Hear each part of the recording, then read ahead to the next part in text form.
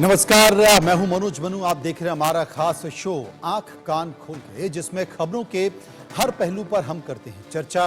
आंख कान खोल के में आज बात होगी पाकिस्तान के बड़बोलेपन की। पाकिस्तान सरकार हो, उसकी आर्मी हो, सब बातें तो बड़ी बड़ी करते हैं, लेकिन हकीकत का उससे कोसों दूर तक कोई सामना नहीं होता। शाहबाज के बाद अब असीम मुनीर टीटीपी को धमकी दे रहे हैं, लेकिन इस धमकी का टीटीपी पर कितना असर हुआ है, यह आज हम आपको बताएंगे। बात बांग्लादेश की भी होगी, जिसके सर्वे सर्वा बने बैठे हैं मोहम्मद यूनिस के लिए बुरी खबर है।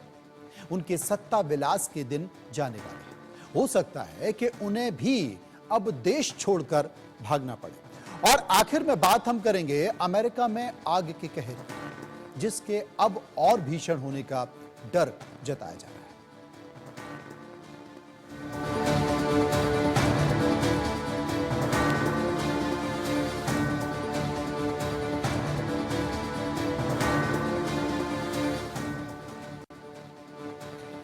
पाकिस्तान इस वक्त काफी कंफ्यूज लग रहा है। उसे समझ नहीं आ रहा है कि वो अपने दरवाजे पर डेरा डाले तालिबान और टीटीपी का सामना कैसे करे।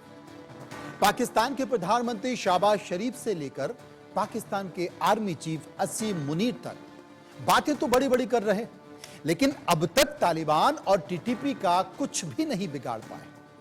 उधर ये दोनों लगातार पाकिस्तान को चोट पर चोट पहुंचा रहे हैं। ऐसे में सवाल यह है, बड़बोला पाकिस्तान केवल बोलेगा ही या फिर कुछ करके भी दिखाएगा?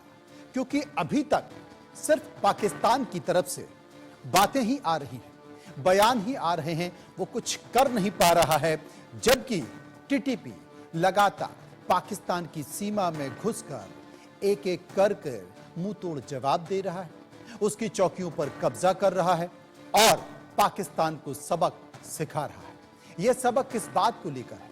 यह सबक उस बात को लेकर है जिसमें पाकिस्तान ने एयर स्ट्राइक की थी, और एयर स्ट्राइक करने के बाद तालिबान की तरफ से बयान भी निकल कर आए थे, जिसमें तालिबान ने कहा था कि हम इसका मुंह तोड़ जवाब देंगे, क्योंकि हमारे कैंपों पर हमला करने के बाद महिलाओं और बेकसूर बच्चों को मारा है, तो पाकिस्तान को भुगतना पड़ेगा। कैसे? तस्वीरों में देखिए।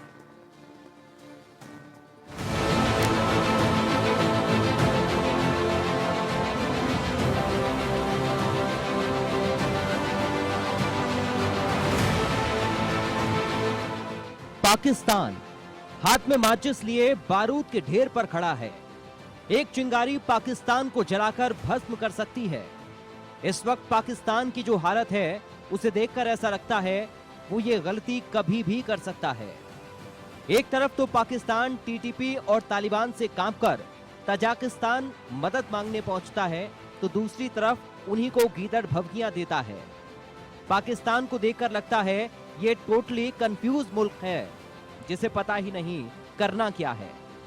टीटीपी और तालिबान से निपटना कैसे है, यही वजह है उसके प्रधानमंत्री से लेकर आर्मी और आईएसआई चीफ तक एक के बाद एक बड़ी गलती कर रही हैं। इस क्षेत्र में जंग के हालात पैदा कर रही हैं, बारूद की बारिश का इंतजाम कर रही हैं, जिसमें खुद उसे सबसे ज्यादा भीगना पड़ सकता है।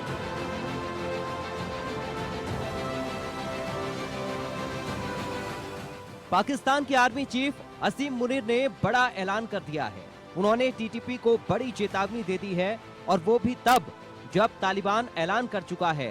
टीटीपी के लड़ाकों को एक खरोंच भी आई तो पाकिस्तान को तालिबान के गुस्से का सामना करना पड़ेगा।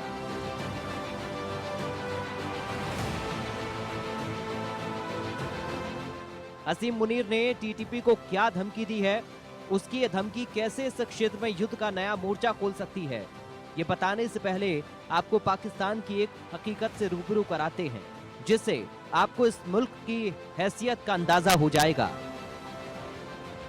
कुछ दिन पहले टीटीपी ने खैबर पख्तूनख्वा में पाकिस्तान एटॉमिक एनर्जी कमीशन के 16 कर्मचारियों को अपहरण कर लिया था। इनमें से 8 बंधक रिहा हो चुके हैं, और अब इसे लेकर पाकिस्तान और टीटीपी आमने सामने हैं। पाकिस्तान का दावा है इन 8 बंधकों को उसने छुड़ाया, लेकिन टीटीपी ने पाकिस्तान के दावे को सिरे से खारिज कर दिया है। उसका कहना है कि बंधकों को मानवीय आधार पर छोड़ा गया है। पाकिस्तान के दावे में इसलिए भी दम नजर नहीं आता, जब उसने बंधकों को छुड़ाया तो बाकी बंधकों को क्यों छोड़ दिया। टीटीपी को लेकर अब पाकिस्तान के आर्मी चीफ एक दावा कर रहे हैं। असीम मुनीर ने टीटीपी को खुली धमकी दी है। पाकिस्तानी सेना प्रमुख ने पेशावर का दौरा किया, जहां उन्होंने खैबर पख्तूनख्वा के मुख्यमंत्री अली अमीन गंडापुर समेत कई दलों के नेताओं से मुलाकात और क्षेत्र में बढ़त चरमपंथी हमलों को लेकर चर्चा की। इस दौरान मुनीर ने कहा, देश की शांति भंग करने की किसी भी कोशिश को पूरी ताकत के साथ कुचला जाएगा। दुश्मन भले ही कलह और भय फैलाने की कोशिश करे, हम पीछे नहीं हटेंगे। दुश्मन से सख्ती से निपटा जाएगा। उन्हें भारी नुकसान उठाना पड़ेगा। नुकसान पहुंचाने की उनकी क्षमता खत्म हो जाएगी। मुनीर की इस धमकी के बाद सवाल उठ रहे हैं, क्या पाकिस्तानी सेना टीटीपी के खिलाफ किसी बड़े एक्शन की तैयारी में है?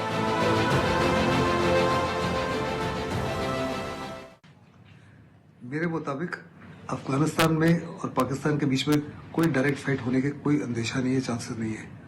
दोनों साइड जो है इसको अवॉइड करेंगे, क्योंकि वास्तव में दोनों के लिए काफ़ी ज़्यादा नुकसान रहेगा।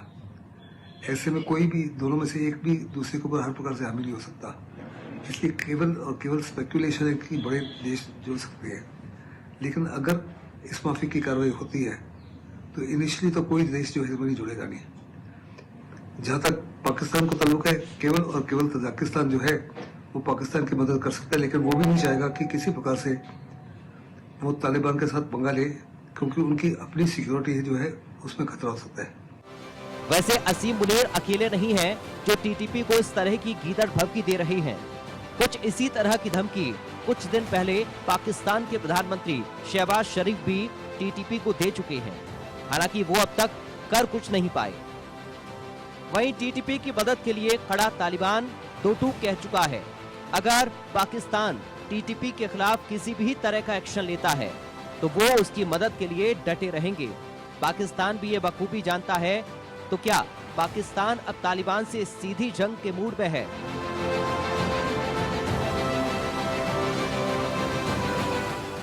पाकिस्तान को साफ तौर पर पता होना चाहिए कि तालिबान को हराना जो है ऑलमोस्ट इम्पॉसिबल है। अफगानिस्तान में जब सोवियत यूनियन आया तो इकोनॉमिकली इतना पिछड़ गया कि सोवियत यूनियन के टुकड़े हो गए। जब अमेरिका और नेटो आया 16 साल वहाँ रहे और किस माफी वहाँ से भागे वो भी सब जानते हैं।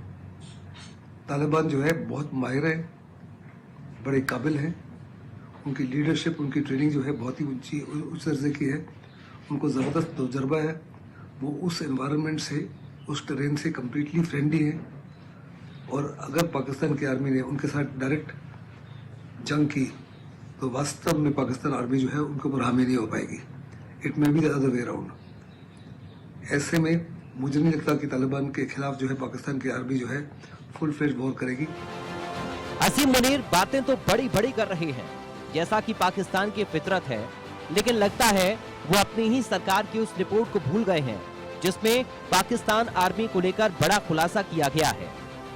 पाकिस्तान की सरकारी रिपोर्ट के मुताबिक साल 2024 पाकिस्तान के सैन्य सुरक्षा बलों के लिए एक दशक में सबसे घातक साबित हुआ है। साल 2024 में पाकिस्तान में 444 आतंकी हमले हुए, जिसमें 685 सुरक्षा कर्मियों की मौत हुई।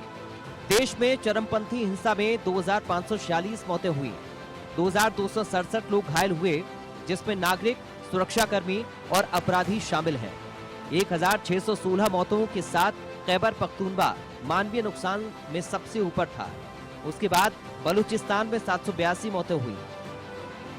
इस रिपोर्ट का सीधा मतलब यह है, खैबर पख्तूनख्वा और बलूचिस्तान में पाक सेना को बड़ा नुकसान हुआ है। ये वो इलाके हैं जहां पाकिस्तान सेना तालिबान, टीटीपी और बलूचिस्तान लिबरेशन आर्मी से टकरा रही है। ऐसे में टीटीपी के खिलाफ पाकिस्तान यहां कोई नया मोर्चा खोलेगा, ये बड़ा सवाल है।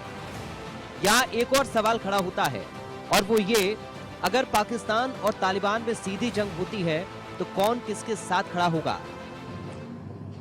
तहरीके तालिबान पाकिस्तान जो है वो आए दिन पाकिस्तान की सुरक्षा फोर्सेस के ऊपर हमले कर रहा है, फाता एरिया में और बलूचिस्तान में, और उसको हर प्रकार की सपोर्ट जो है तालिबान से मिल रही है।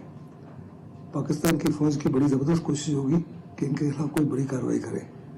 इसी माफिया की कार्रवाई जो है जनरल मुशर्रफ ने भी की थी, उससे पहले जनरल जिया ने भी की थी, लेकिन पाकिस्तान की आर्मी को किसी प्रकार की सक्सेस नहीं मिली। उस समय तो उनके पास में सेफ सेंचुरीज भी नहीं थे अफगानिस्तान में, अभी उनको सेफ सेंचुरीज भी हैं, उनके पास हर प्रकार तालिबान का सपोर्ट भी है। ऐसे में मुझे नहीं लगता कि पाकिस्तान की आर्मी जो है किसी प्रकार से सफल होगी उनको परास्त करने के लिए। जहाँ तक फाता का एरिया है और जो पुख्तनख्वा का एरिया है, वहाँ पे पाकिस्तान की आर्मी का दबदबा नहीं है और बड़े पैमाने पर उनको उखाड़ फेंका गया है। लेकिन उसके बावजूद भी अपने आप को सुरक्षित रखने के लिए पाकिस्तान के पास जो है एक प्रोफेशनल आर्मी है। अनलेस उनके वो अपने एयरफोर्स को और हेलीकॉप्टर फोर्स को इस्तेमाल नहीं करे। पाकिस्तान की सेना टीटीपी के खिलाफ कोई बड़ा कदम उठाती है या नहीं, ये तो आगे चलकर पता चलेगा। लेकिन इसमें कोई शक नहीं, टीटीपी ने पाकिस्तान की पेशानी पर बल ला दिया है और पाकिस्तान अब तक गीदड़ भभकी ही दे रहा है। Bureau report, India news.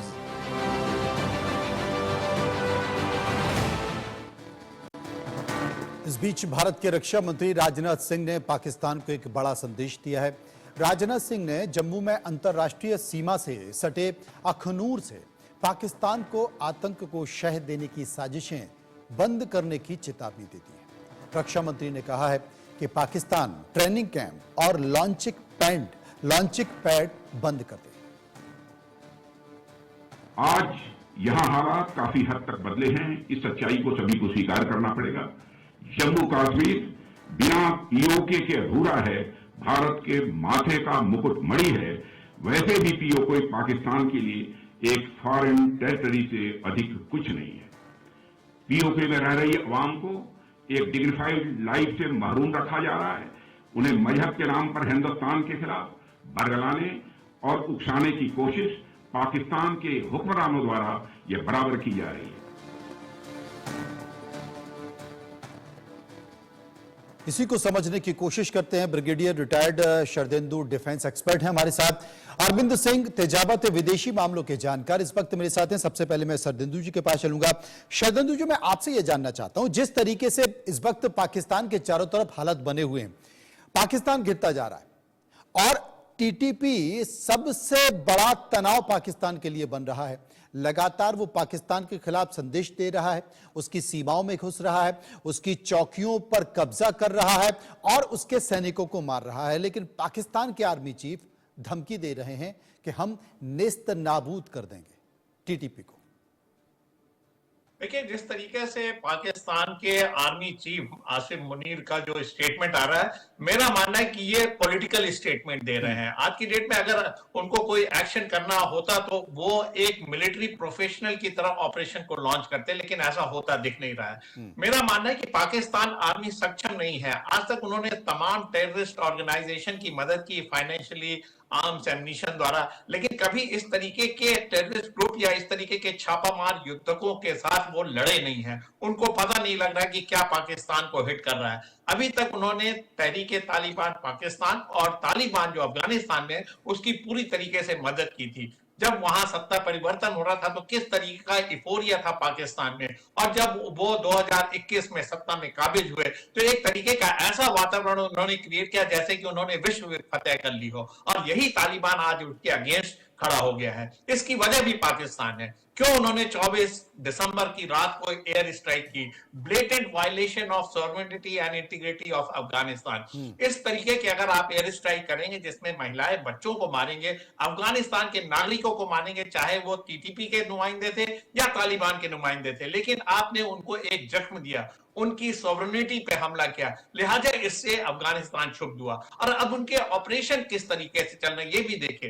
लगातार पाकिस्तान के सैनिक मारे जा रहे हैं, उनके नागरिक मारे जा रहे हैं, और तालिबान का वो कुछ बाल बाका नहीं कर पा रहे हैं। वो सारे के सारे एक फुल फ्लेजेड ऑपरेशन नहीं चला पा रहे हैं। मिलिट्री ऑपरेशन इस तरीके में चलते कैसे हैं, पहले उनको ये समझना पड़ेगा। उनका एंटी टेररिस्ट या इस छापामार युद्धकों को किस तरीके से वो निजात पाएंगे, क्या ऑपरेशन लॉन्च करेंगे, कैसे बॉर्डर सील करेंगे। इसी बॉर्डर से तालिबान लगातार आ रहा था, जा रहा था। तमाम अफगानिस्तान के शरणार्थी पाकिस्तान में थे। अब आप उसको सील करेंगे तो उनमें एक रिसेंटमेंट आएगा। और साथ में देखिए पब्लिक सपोर्ट, खैबर पख्तूनख्वा और बलूचिस्तान ये दो इलाके हैं जिसमें आम मानस, आम नागरिक टीटीपी का सपोर्टर है, और जो पाकिस्तान की जो गवर्नमेंट है उसकी पकड़ इन दोनों राज्यों में बहुत कम है। तो मेरा मानना है कि आसिफ मुनीर सिर्फ जी। एक पॉलिटिकल स्टेटमेंट दे रहे हैं। अगर उनको मिलिट्री ऑपरेशन लॉन्च करना है तो एक इसकी बड़ी रूपरेखा बनानी पड़ेगी और इससे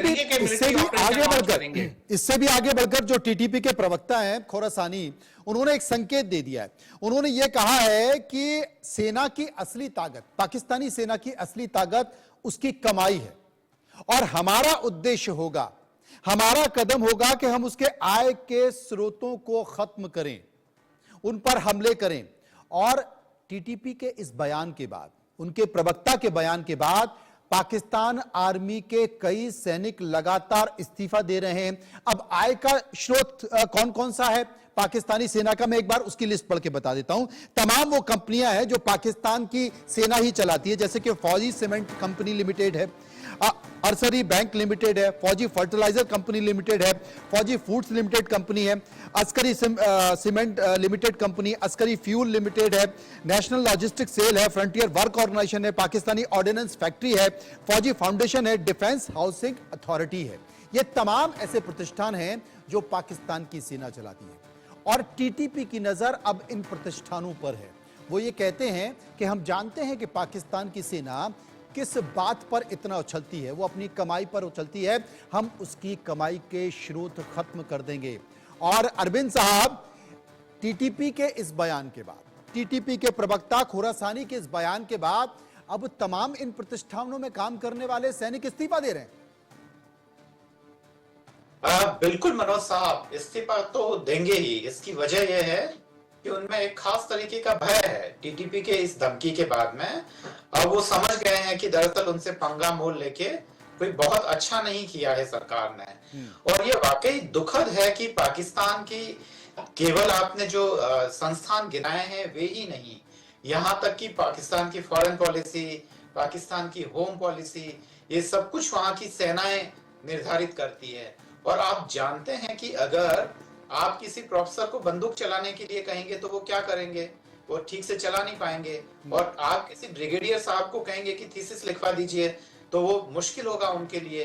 तो पाकिस्तान में यही होता रहा है, जो एक खास विशेष क्षेत्र में जिसकी विशेषज्ञता है और वो है रक्षा, और उनको आपको फॉरेन पॉलिसी भी दे दी, होम की जो नीति है, गृह नीति तय करने के लिए भी आपने उनको दे दिया, जो वित्तीय संसाधन है उस पर भी सेना का अधिकार है। तो जो सब कुछ होगा तो उस देश का क्या हाल होगा, वो वही हाल होगा जो पाकिस्तान का अभी हो रहा है। तो बिल्कुल एक एक करके जो टीटीपी की जो धमकी है वह वाकई खोखली नहीं है। पर देखना ये होगा, क्योंकि टीटीपी एक ढीला ढाला संगठन है, उसका नेतृत्व वगैरह एकदम पूरी तरीके से डिफाइन नहीं है, तो वह कार्य रूप में कितनी परिणत हो पाती है, ये अपने आप में एक बड़ी बात है मनोज साहब। ये वाकई बड़ी चिंता की बात है। लेकिन इन सब के बीच टीटीपी ने प्रधानमंत्री सहित शीर्ष नेतृत्व को धमकी भी दे दी है, ये भी बड़ी एक बात है। सबसे बड़ा सवाल है कि पाकिस्तानी सेना के आर्मी चीफ असीम मुनीर धमकी तो दे रहे हैं कि हम कुचल कर रख देंगे, हम टीटीपी को मुंहतोड़ जवाब देंगे, और वो लगातार इसे रणनीति बनाने की भी कोशिश कर रहे हैं। लेकिन तालिबान ऐसे सीधा सीमा पर आकर तो लड़ता नहीं है, वो तो गोरेला युद्ध करता है। और ये प्रतिष्ठान छोड़िए, ये तमाम संस्थान छोड़िए, वो इतना क्रूर है कि जब वो आर्मी स्कूलों में बच्चों पर हमले कर सकता है और 100 से ज्यादा लोग मारे जा सकते हैं, बच्चे मारे जा सकते हैं, आप कल्पना कीजिए। तो उसकी क्रूरता का अंदाजा स्वाभाविक तौर पर पाकिस्तान की सेना को भी होगा, पाकिस्तान को भी होगा। इसलिए वहां पर पाकिस्तान में भी दो फाड़ हो गया है। पाकिस्तान के आधे लोग चाहते हैं, पाकिस्तान के सेना के आधे लोग चाहते हैं कि तालिबान के साथ समझौता कर लिया जाए, और आधे लोग उनके विरोध में। अब इस कश्मकश में पाकिस्तान की स्थिति को आप कैसे देखते हैं शरदेंदु जी? अच्छा, मेरे से पूछा। देखिए, जिस तरीके से आपने इसकी व्याख्या की बताया है, ये काबिले तारीफ है। मेरा मानना है कि देखिए, पाकिस्तान की आर्मी अभी तक तालिबान को पूरा समर्थन दे रही थी, तो उनका डिवाइड होना इसमें बिल्कुल लाजमी है, क्योंकि उनके रिसोर्सेस पे हमला हो रहा है। टीटीपी ने उनके तमाम कॉमर्शियल जो इंस्टॉलेशन है जिसको सेना चलाती उस पे एक तरीके का हमला बोला है और तमाम नागरिकों को ये हिदायत दी कि ये आर्मी के कोई भी प्रोडक्ट जो आज की डेट में कॉमर्शियल मार्केट में है उसको ना खरीदें। उनका और नागरिकों में इतनी पैठ है कि देखिए उनकी इस अपील का बहुत बड़ा असर हुआ है। तो जहां तक पाकिस्तान आर्मी का सवाल है, जिस तरीके के वो कमर्शियल इंस्टॉलेशन चला रहे हैं वो उनके प्रोफेशनलिज्म को दिखाता है। वो एक एडमिनिस्ट्रेटिव रोल में, वो सरकार को चलाने में मदद करते हैं, ना कि प्रोफेशनल आर्मी का जो रोल है। अब वो कैसे तालिबान से लड़ेंगे जब उनके खुद के लड़ाके जो है, जो उनके सैनिक है, उनके साथ मिलजुल रहे थे, उनकी मदद कर रहे थे, उनको हथियार दे रहे थे, उनको ट्रेनिंग दे रहे थे। तो नेचुरली इस तरीके का डिवाइड होना बहुत लाजमी है। और साथ में पाकिस्तान आर्मी ने किस तरीके से तालिबान से लड़ेंगे, टीटीपी से लड़ेंगे, उसकी कोई रूपरेखा नहीं दी। किस तरीके के ऑपरेशन लगाएंगे, क्या इंफॉर्मेशन वॉर चलाएंगे, किस तरीके से आप लॉ एंड ऑर्डर लाएंगे, किस तरीके से आप नागरिकों में अपने फोल्ड में उनको लेके आएंगे। क्योंकि आपको आज की डेट में उनका बेस खत्म करना पड़ेगा, उनकी सप्लाई लाइन खत्म करनी पड़ेगी, उनके छापामार लड़ाकों को खत्म करना पड़ेगा। इसकी कोई रूपरेखा नहीं। इसीलिए मैंने शुरू में बताया कि आसिफ मुनीर साहब का ये पॉलिटिकल स्टेटमेंट है, सरकार के सिंपैथी में बोला गया स्टेटमेंट है। जैसा कि शहबाज शरीफ ने बोला था कि पाकिस्तान तरक्की नहीं कर सकता जब तक वो टीटीपी का खात्मा नहीं करता या उसको मार्जिनलाइज नहीं कर देता। इसी के संदर्भ में आसिफ मुनीर ने भी स्टेटमेंट दिया। इसका कुछ ग्राउंड पे असर नहीं पड़ना और पाकिस्तान देखिएगा आगे आने वाले दिनों में इन्हीं तालिबान, इन्हीं टीटीपी के हाथों हारेगा। तमाम तरीके की उसको क्षति होगी, जान माल का नुकसान होगा, आर्थिक रूप से वो बदहाल है और एक तरीके से बल्कनाइजेशन के दौर पे। अगर खैबर पख्तूनख्वा और बलूचिस्तान का लिंकअप हो गया और दोनों के जो सेपरेटिस्ट एक्टिविटीज एक हो गई तो पाकिस्तान कहां खड़ा हुआ नजर आएगा। इसी के तहत देखिए पाकिस्तान पूरे विश्व के रिसोर्सेज को मोबिलाइज करने की कोशिश कर रहा है, लेकिन उसे सफलता नहीं मिल रही है। उसने यूएई का दरवाजा खटखटाया, उसने सऊदी अरबिया का दरवाजा खटखटाया, उसने यूएन में भी जाके बोला, लेकिन वो किसी भी तरीके से सपोर्ट हासिल नहीं कर पाया। और पाकिस्तान की देखिए अप्रोच, टीटीपी के अगेंस्ट आप ऑपरेशन लॉन्च करना चाहते हैं, अल कायदा और बाकी लोगों को आप नहीं कुछ बोलते हैं, तो आप टेररिज्म में भी 2 भाग कर दे रहे हैं, लड़ाकों में 2 भाग कर दे रहे हैं। आप टीटीपी का खात्मा करते हैं लेकिन अल कायदा का खात्मा करने को तैयार नहीं। तो इस तरीके की जो आपकी टैक्टिक्स है ये कामयाब नहीं होगी। और मेरा मानना है कि आज की डेट में कहीं ना कहीं चाइना का बहुत बड़ा प्रेशर पाकिस्तान के ऊपर काम कर रहा है। देखिए $60 बिलियन का उसने इन्वेस्टमेंट किया है सीपैक पे, और उसके जब इंजीनियर वहां काम करते हैं तो उनकी सिक्योरिटी नहीं है। तो चाइना तमाम तरीके की कोशिश कर रहा है कि उनके जो वर्कर है उनको सिक्योरिटी दिया जाए। अगर नहीं देता तो वो अपने सैनिक भेजने के लिए तैयार है। बिल्कुल। तो और पाकिस्तान एक तरीके से घिरता हुआ नजर आ रहा है। एक खतरा और है। अरविंद सिंह तेजावत मेरे साथ मौजूद हैं। अरविंद सिंह जी, एक बयान टीटीपी ने एक और बयान जारी किया है और वो बयान साफ तौर पर यह है कि देश में सत्तारूढ़ दलों, खासकर पीएमएलएन और उसके शीर्ष नेतृत्व को निशाना बनाने की धमकी दी है टीटीपी ने, और कहा है कि उनसे कहा है कि सेना के साथ सहयोग करने से परहेज करें। क्या यह माना जाए कि आने वाले समय में पाकिस्तान का जो शीर्ष नेतृत्व है सरकार का, उसके लिए बड़ा खतरा हो सकता है टीटीपी की तरफ से? बिल्कुल खतरा तो होगा ही, और ये खतरा होना लाजमी है। कारण ये कि पाकिस्तान में कभी डेमोक्रेसी तो रही नहीं, और जो एरिस्टोक्रेसी के नाम पे या जो खासकर वहां का जो ऊंचा तबका है वो हमेशा से वहां के लोगों को लूटता रहा है। ऐसे में जब आप लूट लगातार मचाएंगे तो वो लूट का जो विरोध होता है वो अलग अलग रूपों में फूटता है, और उसी में एक फॉर्म आतंकवाद भी होता है। क्योंकि आप बहुत ज्यादा एक्सप्लॉइट करेंगे तो कहीं ना कहीं से तो वो आग भड़केगी।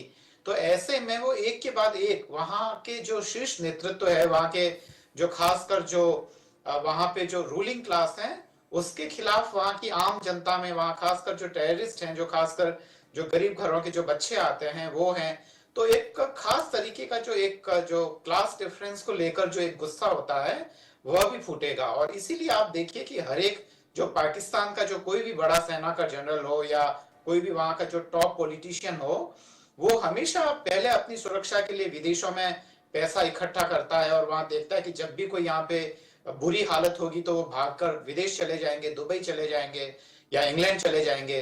और ऐसी हालत में जो पूरा जो सारा का सारा जो पाकिस्तान में ही इन्वेस्ट होना था और वो सारा का सारा विदेशों में जा रहा है, विदेशी बैंकों में जा रहा है, तो वो जो यूरोपीय ताकतें हैं या जो खासकर जो गल्फ फोर्सेज हैं वो दरअसल प्रगति करेगी पाकिस्तान की आवाम के पैसों पर। तो ऐसा नहीं है कि आप दुनिया को बहुत लंबे टाइम तक बेवकूफ बना सकते हैं और उसका परिणाम उसे पाकिस्तान को भुगतना पड़ेगा। संक्षेप में शरदेंदु जी से एक सवाल पूछूंगा। शरदेंदु जी, जिस तरीके से टीटीपी ने कहा है, एक संकेत दिया है उसने कि पीएमएल नेताओं को कि आप अलग रहिए, हमारी लड़ाई सेना के साथ है और आप सेना का साथ मत दीजिए, उनके सपोर्ट में खड़े मत होइए। कुल मिलाकर उन्हें सरकार में बैठे लोगों से तकलीफ नहीं है, लेकिन अब टीटीपी ने तय कर लिया है कि हम सेना से मुकाबला करेंगे, सेना को छोड़ेंगे नहीं, उनके जवानों को नहीं छोड़ेंगे। देखिए, इस तरीके के जब भी स्टेटमेंट दिए जाते हैं तो एक तरीके का कंफ्यूजन क्रिएट करने की बात होती है। पीएमएल को जो एक तरीके की चेतावनी दी है उनकी लीडरशिप को, उनको बोला है कि आप इसमें ना पड़े। तो कहीं ना कहीं वो जो सत्ताधारी हैं, जो सरकार चला रहे हैं, उनके अंदर मतभेद पैदा करने की कोशिश है और साथ में एक तरीके का जो साइकोलॉजिकल वॉरफेयर होता है, साइकोलॉजिकल ऑपरेशन होते हैं, उसके तहत पाकिस्तान आर्मी को वो डिमोरलाइज करने की कोशिश कर रहे हैं। जब पाकिस्तान आर्मी आइसोलेशन में आ जाएगी और पॉलिटिकल सपोर्ट उसका हट जाएगा तो आसिफ मुनीर साहब या उनके जो जूनियर कमांडर्स हैं, उनमें जो लड़ने की क्षमता है वो कहीं ना कहीं क्वेश्चन मार्क लगेगी और वो हथियार डाल देंगे और उनके लड़ने का वो मोटिवेशन नहीं रहेगा। तो टीटीपी ने एक बहुत क्लियर कट मैसेज दिया हुआ है और साथ में बताया कि ये उनकी खुली जंग है। उन्होंने पाकिस्तान आर्मी को चैलेंज किया और कहीं ना कहीं पाकिस्तान आर्मी में जिस तरीके का डिवाइड है, जिस तरीके के डिफरेंस ऑफ ओपिनियन है, तो it is at the verge of collapse. आपने देखा होगा कोर कमांडर के घर में भी लोग वहां घुस गए थे। तो जो आज की डेट में पाकिस्तान आर्मी की क्रेडिबिलिटी है वो क्वेश्चन मार्क है। तमाम तरीके के मतभेद है और एक कहीं ना कहीं कुछ ना कुछ सपोर्ट टीटीपी का उनके आर्मी में है। उनको इसी के तहत इस तरीके के स्टेटमेंट आ रहे हैं। हालांकि इसका असर नहीं पड़ता हुआ दिखेगा, लेकिन पाकिस्तान आर्मी देखिए एक बड़ी ही अनप्रोफेशनल आर्मी है। वो एडमिनिस्ट्रेटिव रोल, पॉलिटिकल रोल और इस तरीके के जो आपकी जो सोसाइटी को चलाने में अपना टाइम लगाती है और जो प्रोफेशनल एक्यूमेंशिप होनी चाहिए, जो छापामार युद्ध को किस तरीके से रोकना है, उसमें उनको महारत हासिल है नहीं और साथ में वो गिव अप बहुत आसानी से कर देते हैं। बहुत बहुत शुक्रिया करेंगे, इतिहास भी गवाह रहा है। लिहाजा बहुत बहुत शुक्रिया करेंगे शरदेंदु जी का जो विस्तार से इस पूरे मामले पे हमें जानकारी दे रहे थे। आगे बढ़ते हैं, पाकिस्तान की बात तब तक हम कर रहे थे, लेकिन एक और मुल्क पड़ोसी की बात कर लेते हैं जो पाकिस्तान के नक्शे कदम पर चल रहा है और अब इसका भी हाल उसी के जैसा होता जा रहा है। जी हां, हम बात कर रहे हैं बांग्लादेश की। पाकिस्तान में तख्ता पलट की कहानी किसी से छुपी नहीं। अब बांग्लादेश भी इसका गवाह बनेगा। शेख हसीना के तख्ता पलट के बाद बारी अब मोहम्मद यूनिस की है। मोहम्मद यूनिस सेना की मदद से सत्ता की कुर्सी पर तो सवार हुए थे और अब उसी सेना के कारण कुर्सी से गिरने वाले।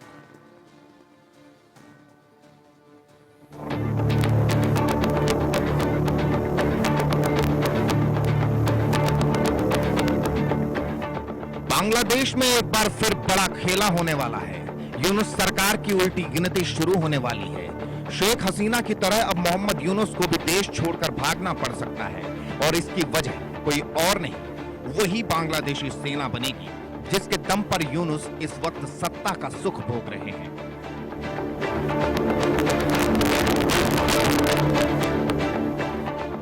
बांग्लादेश में रह रहे हिंदुओं पर अत्याचार, लूटपाट, मंदिरों में तोड़फोड़ तो यूनुस रोक नहीं पाए, लेकिन हिंदुस्तान को आंख दिखाने की हिमाकत कर रहे हैं। हथियारों के दम पर हिंदुस्तान से टकराने का ख्वाब देख रहे हैं। पाकिस्तान के साथ मिलकर साजिशों का जाल बुन रहे हैं।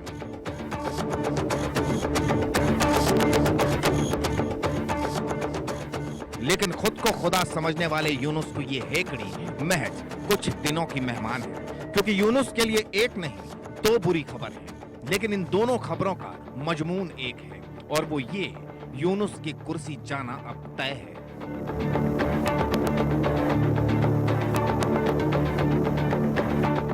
बांग्लादेश की पूर्व प्रधानमंत्री शेख हसीना, जो इस वक्त भारत की शरण में है, उनको सत्ता से हटाने में यूनुस की सबसे बड़ी मदद सेना ने की थी और अब खबर आ रही है बांग्लादेश की सेना में फूट पड़ गई है, बगावत के सुर सुनाई देने लगे हैं।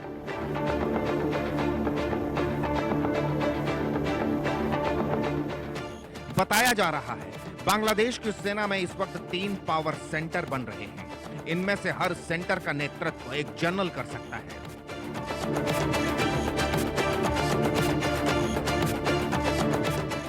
बांग्लादेश सेना की कमान इस वक्त वकार उज्जमान के हाथ में है, लेकिन सेना के अंदर 2 और पावर सेंटर उभरे हैं। सत्ता के एक केंद्र का नेतृत्व लेफ्टिनेंट जनरल मोहम्मद शाहीनुल हक कर रहे हैं। उन्हें बांग्लादेश की सेना की 9वीं डिवीजन के अवामी लीग समर्थक मेजर जनरल मोहम्मद मोइन खान का समर्थन हासिल है, जिसे सबसे शक्तिशाली डिवीजन माना जाता है। लेफ्टिनेंट जनरल हक विजय दिवस परेड 2022 के परेड कमांडर थे और इससे पहले सेना मुख्यालय में चीफ ऑफ जनरल स्टाफ थे। उन्हें जुलाई 1989 में इन्फेंट्री कोर में कमीशन दिया गया था। उन्हें अपने कमीशन में सर्वश्रेष्ठ ऑलराउंड प्रदर्शन के लिए स्वॉर्ड ऑफ ऑनर से सम्मानित किया गया था। उन्होंने सेना के मुख्यालय जनरल स्टाफ ब्रांच में हथियार, उपकरण और सांख्यिकी निदेशालय के निदेशक के रूप में भी काम किया है। सेना के दूसरे गुट का नेतृत्व लेफ्टिनेंट जनरल मोहम्मद फैजुर रहमान कर रहे हैं।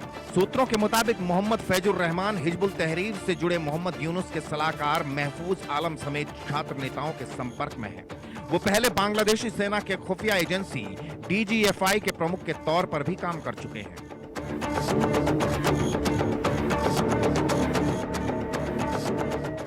खबर है लेफ्टिनेंट जनरल फैजुर रहमान बांग्लादेश के राष्ट्रपति को हटाने की साजिश का हिस्सा थे।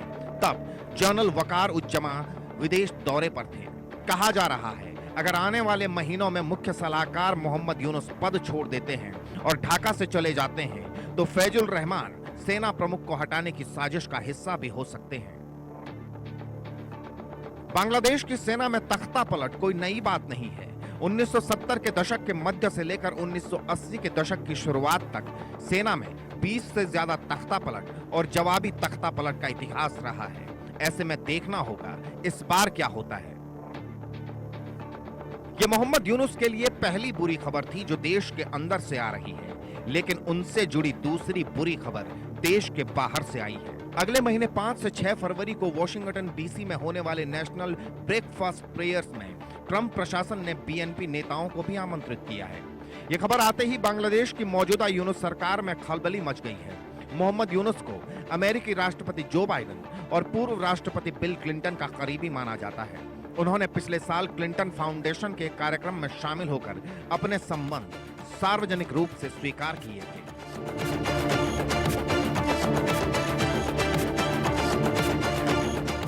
डोनाल्ड ट्रंप और उनकी टीम मोहम्मद यूनुस को बाइडेन समर्थित नेता मानते हैं। ऐसे में कहा जा रहा है वो यूनुस सरकार को हटाने के लिए विकल्प की तलाश में है। वॉशिंगटन में BNP नेताओं की ट्रंप प्रशासन के साथ बैठक के बाद यह संभावना मजबूत हो गई है। अमेरिका बांग्लादेश में जल्द चुनाव कराने का दबाव बनाएगा।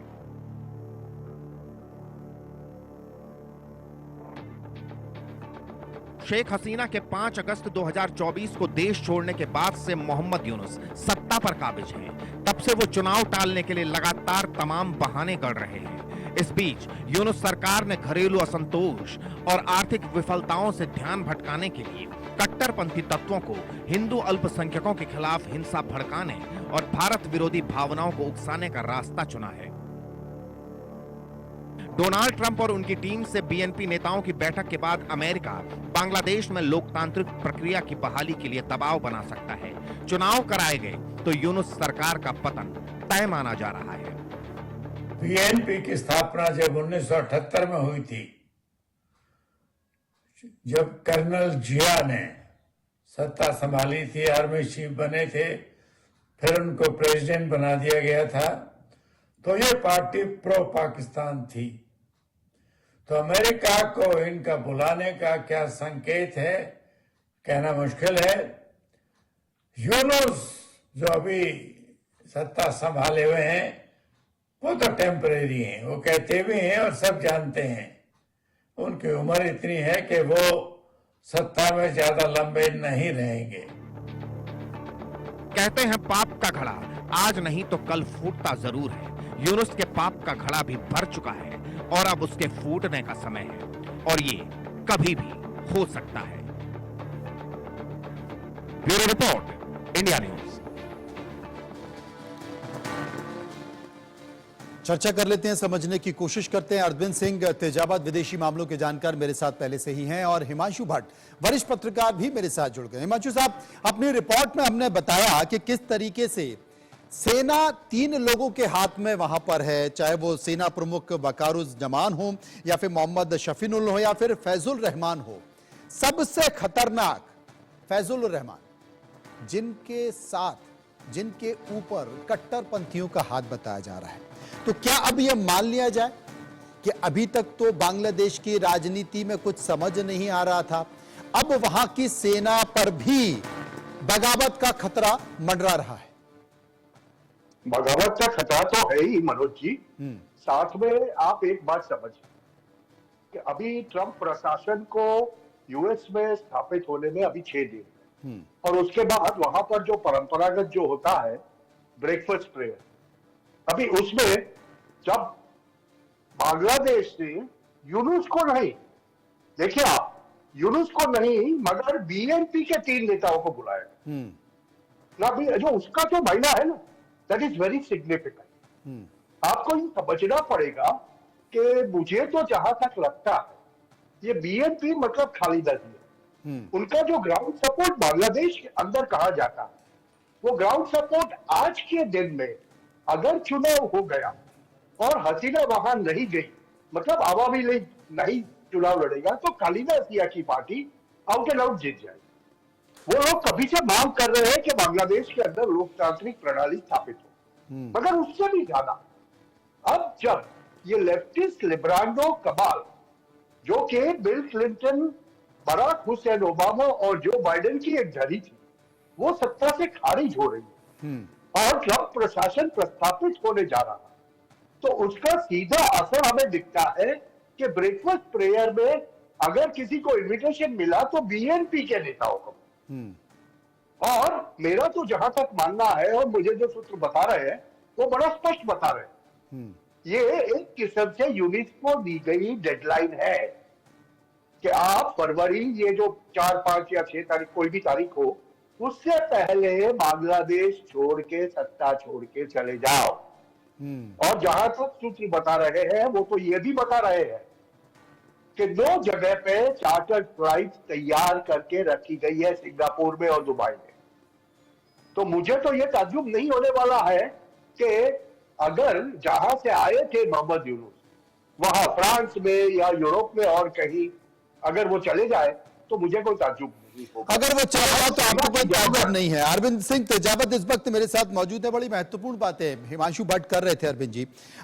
एक तो साफ तौर पर सभी को पता है कि अगर शेख हसीना का तख्ता पलट हुआ है तो उसके पीछे कौन है। खुद शेख हसीना ने यह आरोप लगाया कि अमेरिका इसके पीछे था, और जो सेंट मार्टिन एक बंदरगाह था उस पर उसकी नजर थी। एक गोरा मुझे मिलने भी आया था, लेकिन मैं उसके पक्ष में नहीं थी, इसलिए मेरी सत्ता का तख्ता पलट हो गया। अब सबको पता है कि बांग्लादेश में जिस दिन चुनाव हुए उस दिन यूनुस का पता नहीं चलेगा कि वो कहां चले जाएंगे। तो दोनों में से कोई ना कोई एक राजनीतिक पार्टी सत्ता में आएगी, या तो शेख हसीना की पार्टी आएगी या फिर खालिदा की पार्टी आएगी।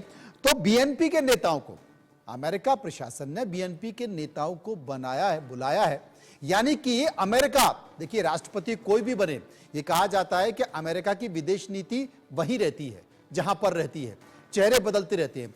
तो यह मानता है अमेरिका कि अगर शेख हसीना वापस आई तो उनके खिलाफ संकेत हो सकता है, इसलिए क्यों ना बीएनपी को, खालिदा की पार्टी को आगे किया जाए चेहरे के तौर पर, मोहरे के तौर पर। मनोज साहब, आप काफी करीब पहुंचे हैं उन चीजों के, और भट्ट साहब भी काफी करीब पहुंच रहे हैं। अब मैं आपको दरअसल बहुत ही संक्षेप में पूरी क्रोनोलॉजी समझाता हूं जी। देखिए, सेंट मार्टिन पर वो जो डेमोक्रेट्स थे उनके फेवर से वो अधिकार करना चाह रहे थे वहां पे, जैसा कि जो शेख हसीना ने आरोप लगाए। बाद में यूएस के सपोर्ट से जो पैसा वहां आया बहुत सारा, और वहां पे सत्ता परिवर्तन होता है। अमेरिका को ये उम्मीद थी कि बीएनपी आ जाएगी, या जो मोहम्मद यूनुस का जो सोच रहे थे, पर वो जो अमेरिका जैसा प्लान कर रहा था वैसा ना होकर वो स्टूडेंट मूवमेंट एकदम अलग टर्न ले लेता है। इसके साथ साथ एक क्रोनोलॉजी ये समझिए कि ये जो खालिदा जिया है वो बांग्लादेश छोड़ती है और वो लंदन चली जाती है, और उससे पहले वो यूनुस साहब से मिलती है और कुछ अलग ही कारण बताया जाता है, मतलब सर में दर्द है, पेट में दर्द बता के कहा जाता है कि मैं जा रही हूँ। और उसके बाद में बीएनपी लीडर्स को अमेरिका बुला रहा है, और उसके बाद में देखिए कि ये जो बीएनपी लीडर्स हैं वो रिपब्लिकन्स के नजदीक हैं, और जो डेमोक्रेट्स के जो नजदीक थे वो यूनुस साहब थे। तो पूरी तरीके से हम सब लोग आसानी से समझ सकते हैं, अगर हम थोड़ा सा डिटेल में देखें कि बांग्लादेश पूरी तरीके से विदेशी ताकतों का खिलौना बन रहा है। जी। पूरी क्रोनोलॉजी को अगर आप समझेंगे तो कोई बहुत मुश्किल नहीं होगी। ऐसे में भारत भी ये सारी चीजें समझ रहा है और उसमें देखिए चीन के लोग भी ये समझ रहे हैं। तो चीन ने क्या किया कि अमेरिका का जो रिक्त स्थान था उसको तेजी से भरना शुरू किया और वहां पे इन्वेस्ट करके और यूनुस साहब को अपने कंट्रोल में लिया। अब यूनुस साहब का क्या है कि जो जमीनी धरातल पर जो कंट्रोल है और वहां के एडमिनिस्ट्रेशन पर कंट्रोल है वो ना के बराबर है। तो एक तरीके से पूरी ही वो सारी ही गवर्नमेंट जो है वो धीरे धीरे मतलब अराजकता का शिकार हो जाएगी। जैसा कि आपने कहा कि 3 पावर सेंटर्स बन रहे हैं, अगर अराजकता हो जाएगी तो बांग्लादेश बुरी तरह से डिस्टर्ब हो जाएगा और उसका सीधा सीधा असर भारत पे पड़ेगा, क्योंकि वहां से बहुत सारे जो माइग्रेंट्स है वगैरह वो है, शरणार्थी वगैरह है, वो यहाँ आने लगेंगे। तो ऐसे में भारत के लिए ये चैलेंज है। अब करना ये चाहिए मनोज साहब और भट्ट साहब भी मुझे लगता है मुझसे सहमत होंगे कि दरअसल पूरे ये जो सब कॉन्टिनेंट में जो साउथ एशियन जो सब कॉन्टिनेंट है उसमें विदेशी दखल को हमें दूर करना होगा। और चीन भी कोई यहाँ का कंट्री नहीं है, वो भी विदेशी है, भले ही पड़ोसी हो, पर उसका साउथ एशिया में दखल भारत को बर्दाश्त नहीं होना चाहिए, क्योंकि वो वैसे ही इधर श्रीलंका और हर तरफ से घेरने की कोशिश कर रहा है। कोई भी समझदार देश इसे बर्दाश्त नहीं करेगा। तो इन सारी अमेरिकी और जो चीनी शक्तियां और जो पाकिस्तान वगैरह जो उनकी पपेट बने हुए हैं, इन सबको दूर करके हमें हमारी जो क्षेत्रीय प्रभुता है, जो दक्षिण एशिया का जो क्षेत्र है, इसकी प्रभुता को हमें बनाना पड़ेगा, जो धीरे धीरे हम कर भी रहे हैं। श्रीलंका वापस अपने ट्रैक पे आया है, मालदीव ट्रैक पर आया है और हम बांग्लादेश को भी मुझे लगता है कि बिना इंडिया के सर्वाइव नहीं कर पाएगा। तो ये सारी पूरी कहानी यही है मनोज साहब। हिमांशु जी मेरे साथ मौजूद है। हिमांशु साहब, मैं आपसे जानना चाहता हूं कि अगर जैसे देखा है यूनिस अगर चले भी जाए और खालिदा की पार्टी आ जाए तो भी क्या भारत के लिए संकेत पॉजिटिव रहेंगे? भारत के लिए संकेत पॉजिटिव की बात नहीं है यहाँ। वो संकेत पॉजिटिव नहीं रहेंगे क्योंकि बांग्लादेश के अंदर जो जिहादी तत्व है वो तत्व ऐसे खत्म नहीं होगा। और बांग्लादेश की इकोनॉमी आज इतनी मजबूत नहीं रही कि वो अपने सर पर खड़े हो सके। अभी देखिए ऐसी स्थिति के अंदर मुझे तो ये समझ में आता है कि एक बार ट्रंप एडमिनिस्ट्रेशन वहां पर बैठेगा, वो ट्रंप एडमिनिस्ट्रेशन के लिए Bangladesh is not a priority sir. वो आप समझ लीजिए, डोनाल्ड ट्रंप और उसके एडमिनिस्ट्रेशन के पास में बहुत बड़ी बड़ी चीजें हैं करने के लिए। उनको अपने देश के अंदर ही देखना पड़ेगा, इंटरनल सिक्योरिटी के साथ में, फिर जो वेस्ट एशिया में जो चल रहा है, यूक्रेन रशिया जो चल रहा है, वो सब में वो काम करेंगे या फिर बांग्लादेश को प्रभुत्व देंगे। तो वो होने वाला नहीं है।